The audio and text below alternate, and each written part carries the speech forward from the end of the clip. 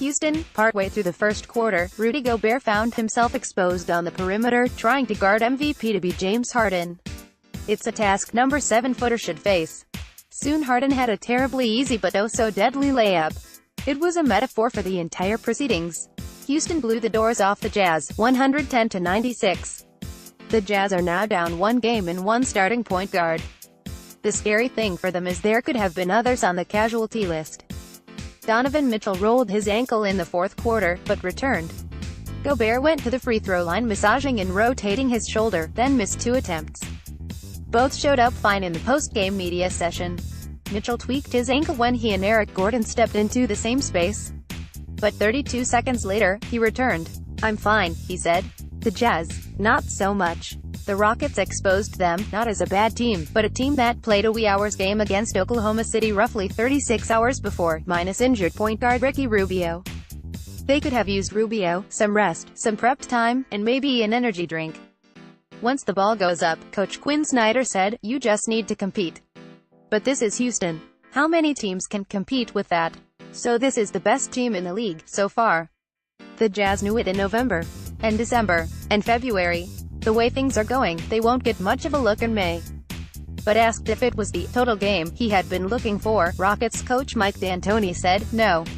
It was a total game until halftime. Halftime happened and we didn't have a lot of the juice we should have had."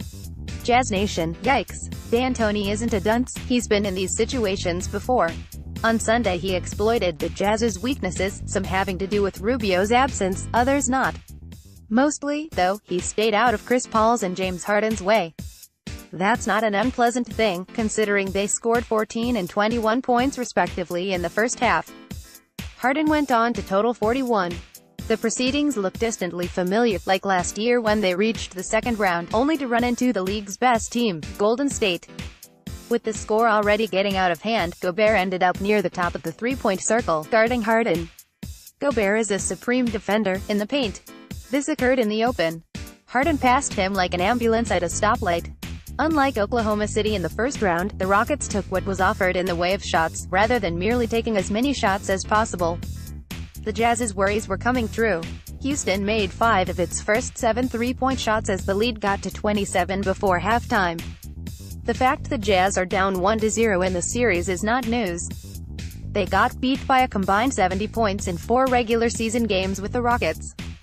Losing on the road, after playing late Friday and early Sunday, is as unnewsy as dog bites man. In other non-news, Harden and Paul are superb. The Jazz's 2 stars, Gobert and Mitchell, were relatively quiet after a noisy first-round series for both. Gobert didn't take a shot in the first half, didn't block a shot, and got just 3 rebounds. He got his first attempt with 8.5 minutes remaining in the game. Mitchell made just 1 of 7 three-pointers on the night. Though he finished with 21 points, it was his first non-double-double of the playoffs. It's not as though the Jazz couldn't see this coming. They didn't stop Harden in any of their 4 games in the regular season. He scored as many as 56 points and as few as 26. Considering Rubio's spotty career before coming to Utah, it's still hard to fathom his status, out indefinitely with a pulled hamstring, being a major factor. The Jazz desperately need his creativity, his shooting and most of all his judgment. They can use Dante Exum, Royce O'Neal, Raul Neto or David Stockton at point. They can ask Donovan Mitchell or Joe Ingles to initiate the offense. But it's a different team without Rubio. "It kind of changes for all of us, really," said Ingles.